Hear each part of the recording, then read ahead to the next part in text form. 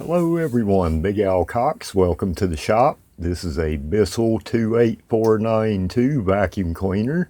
This is a household consumer duty vacuum cleaner that I refurbished about a year and a half ago after keeping it from a cleanup job on a property. It had a defective hose that I repaired. I also replaced a broken wand release, and I cleaned out the turbo pet hair cleaner, and it works great. The only money I have in it is $10 for a new wand release. These sold new for around $200 or so.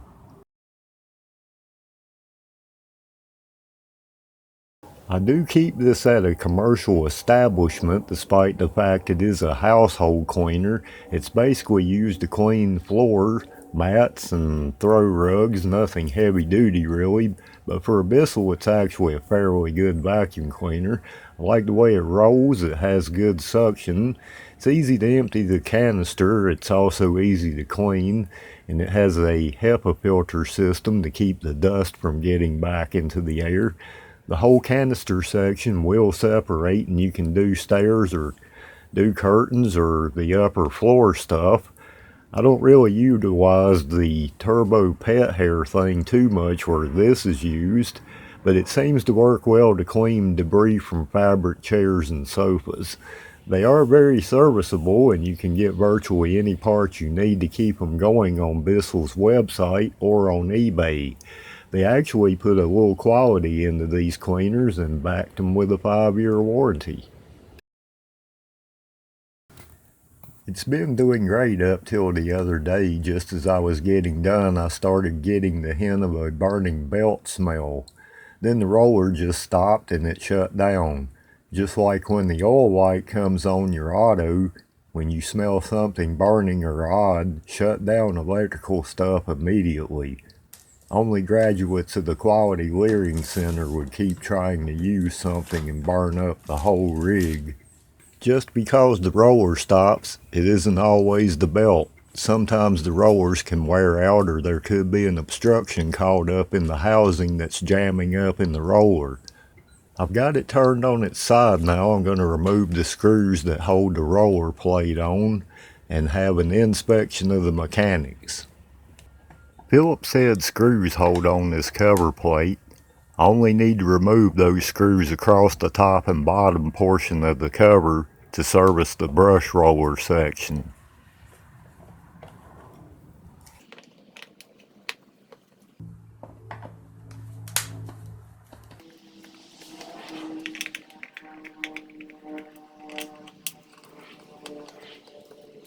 You might have to take a flat screwdriver to kindly get the separation started of the cover to the machine, but it should come off easily otherwise.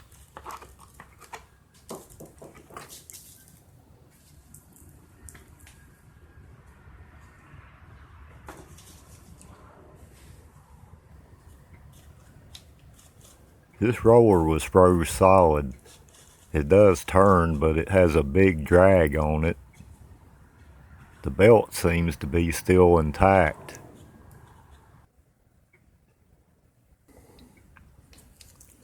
Taking a closer look at the belt setup, it looks fine. The belt is not stretched. There's no fine black particles that would indicate it's been compromised. Now this could very well be a problem. This brush has so much fiber and debris wrapped around the brush mount. Could very well be the issue. This though, this is packed solid, enough to make a rope out of. Well, I think to get this wrapped up mess out of this roller mechanism, I'm going to have to remove it from the machine. It should just simply slide out of the housing, and I can just release it from the belt.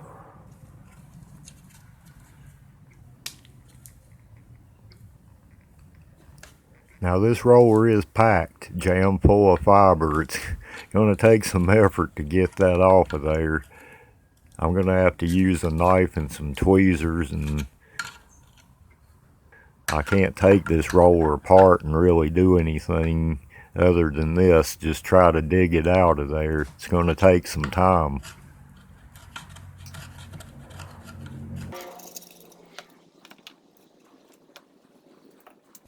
Well, 20 minutes later, I'm still digging crap out of this thing.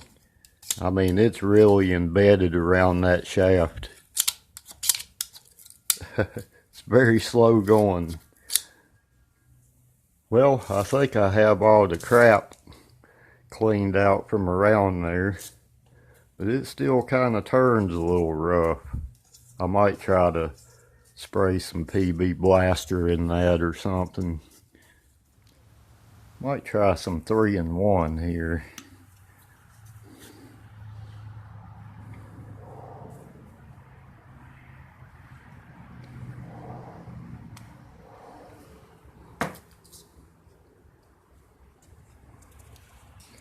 Oh, that certainly loosened it up. Oh yeah, that's very nice in fact. There's still some debris up under there though, you see that? I mean, that stuff was just packed in there.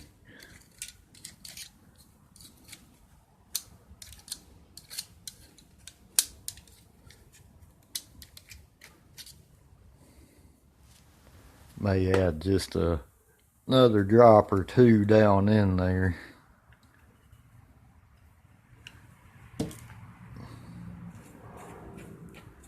Yeah, that helped tremendously. That helped tremendously, yes. Turns really easy now.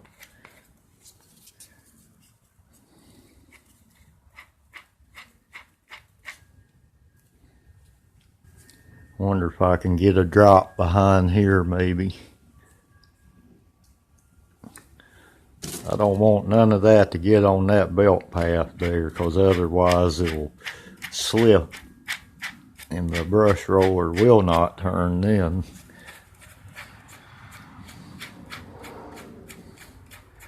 That seems to be pretty good. I'm going to stick it back into the vacuum cleaner here and see what happens. This cavity is just crazy packed with this stuff. You see how I'm having to just cut it out of there. Yeah, this whole cavity piece here was just packed with that hair and debris. I'm going to take some compressed air and blow this thing out a little bit.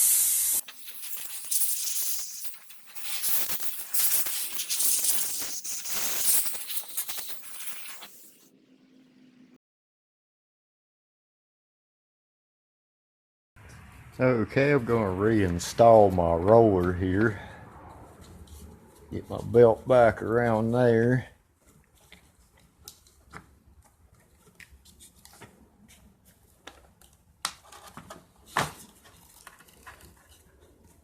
And then this will slide in a slot back up in here. Well, it turns now. Maybe okay.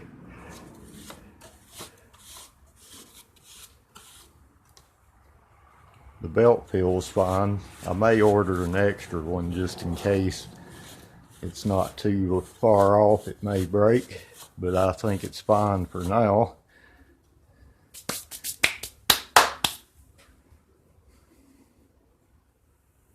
I'm going to put a little drop of oil on these little rolling pins here too.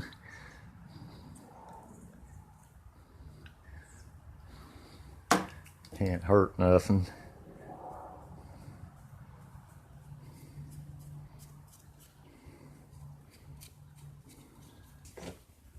I was actually really fortunate the other day when this happened. It happened right when I was done, so you couldn't ask for much better than that, other than it not to have broken at all.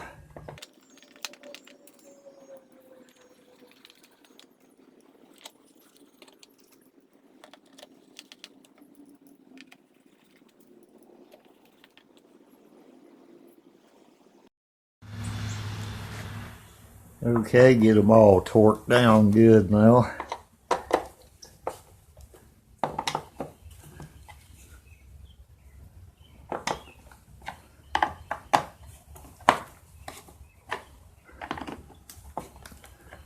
Okay, let's see what she'll do.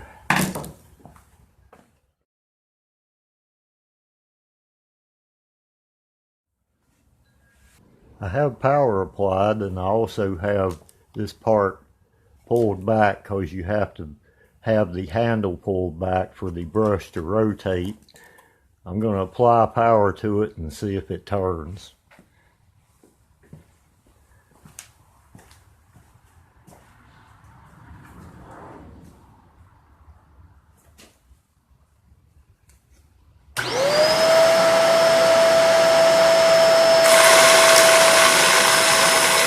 Oh yeah.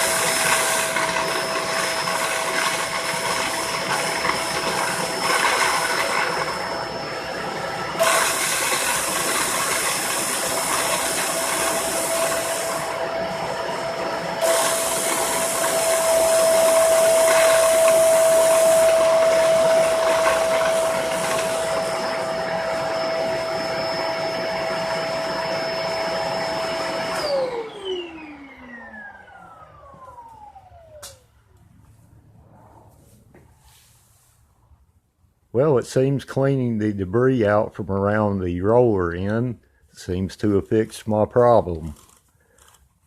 Keeps you from having to go buy another $200 vacuum cleaner.